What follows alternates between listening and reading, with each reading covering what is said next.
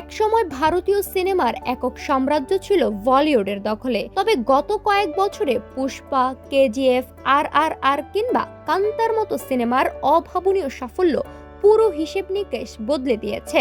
দক্ষিণী সিনেমা এখন শুধু ভারতের বক্স অফিসই কাঁপাচ্ছে না, বিশ্বজুড়ে তৈরি করেছে এক নতুন উন্মাদনা। এই সাফল্যের জোয়ারে দক্ষিণী তারকাদের জনপ্রিয়তা ও পারিশ্রমিক আকাশ ছুঁয়েছে। কিন্তু এখানেই তৈরি হয়েছে এক বড় রহস্য। দক্ষিণী সিনেমা যখন একের পর এক ব্লকবাস্টার উপহার দিয়ে আয়ের সব রেকর্ড ভেঙে দিচ্ছে, তখনও পারিশ্রমিকের দৌড়ে কেন এগিয়ে আছেন বলিউডের অভিনেত্রীরা? কেন এখনো দক্ষিণ ভারতের শীর্ষ নায়িকাদের চেয়েও হিন্দি সিনেমার নায়িকাদের পকেট ভারী হচ্ছে বেশি? চলচ্চিত্র বিশ্লেষকদের মতে এর মূল চাবিকাঠি লুকিয়ে আছে আন্তর্জাতিক ব্র্যান্ড ভ্যালু, ওটিটি প্ল্যাটফর্মের বৈশ্বিক চাহিদা এবং বিজ্ঞাপনের বাজারে। বলিউডের নায়িকারা যেভাবে নিজেদের গ্লোবাল ব্র্যান্ড হিসেবে প্রতিষ্ঠিত করেছেন, সেই তুলনায় দক্ষিণের নায়িকারা প্যান ইন্ডিয়া স্তরে জনপ্রিয় হলেও বৈশ্বিক বাজারে কিছুটা পিছিয়ে আছেন।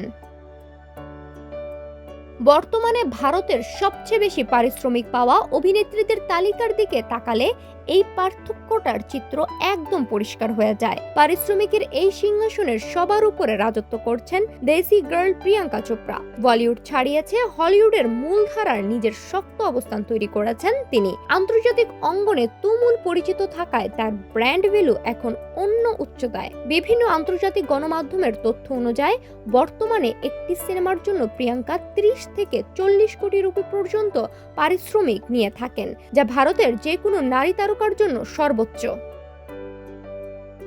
তালিকার দ্বিতীয় স্থানটি এখন আলিয়া ভাটের দখলে। দুর্দান্ত অভিনয়ের দক্ষতা এবং একের পর এক ব্যবসা সফল সিনেমা উপহার দিয়ে তিনি এখন বলিউডের সবচেয়ে নির্ভরযোগ্য নাম।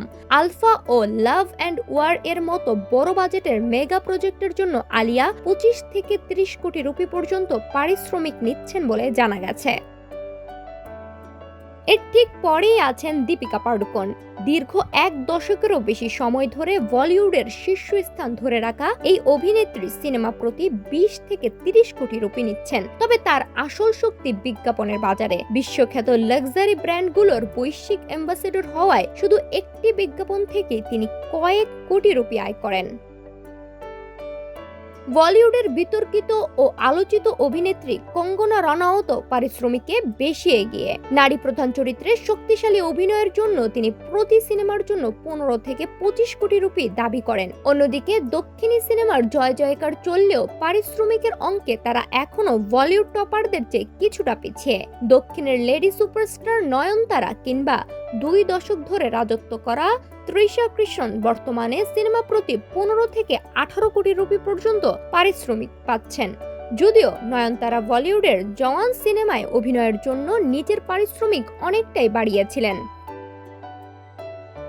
বর্তমান সময়ে সবচেয়ে কাঙ্ক্ষিত দক্ষিণী তারকা রশ্মিকা মান্দানা পুষ্পার সাফল্যের পর এখন প্রতি সিনেমার জন্য প্রায় 15 কোটি রুপি নিচ্ছেন। আর ওটিটি ও সিনেমায় সমান জনপ্রিয় সামান্থা রুথ প্রভুও একটি ওয়েব সিরিজের জন্য প্রায় 10 কোটি রুপি পর্যন্ত পারিশ্রমিক পেয়ে আলোচনায় এসেছেন। তাহলে বিষয়টি কি দাঁড়াচ্ছে? বক্স অফিস কাঁপানো সত্ত্বেও দক্ষিণী নায়িকারা কেন পিছিয়ে? বিশেষজ্ঞরা বলছেন প্রিয়াঙ্কা, দীপিকা কিংবা আলিয়ার মতো তারকারা শুধু সিনেমার পর্দায় সীমাবদ্ধ নন। তারা প্যারিস ফ্যাশন উইক থেকে শুরু করে অস্কার বা মেড গালার মতো বৈশ্বিক মঞ্চের নিয়মিত মুখ। ফলে বিশ্বজুড়ে তাদের যে ফেস ভ্যালু তৈরি হয়েছে, তার কারণে প্রযোজকরা তাদের পেছনে বড় অঙ্কের টাকা লগ্নি করতে দ্বিধা করে না।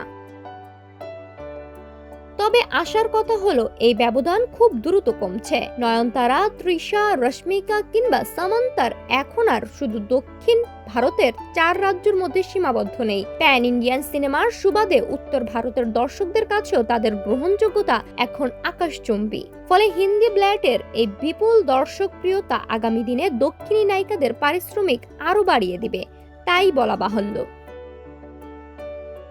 আপাতত পারিশ্রমিকের রাজমুকুট বলিউডের নায়িকাদের মাথায় থাকলেও দক্ষিণী নায়িকারা যেভাবে প্রতিনিয়ত নিজেদের ছাড়িয়ে যাচ্ছেন, তাতে আগামী কয়েক বছরে এই সিংহাসন কার দখলে যাবে তা নিয়ে সিনেমা পাড়ায় চলছে তুমুল জল্পনা কল্পনা।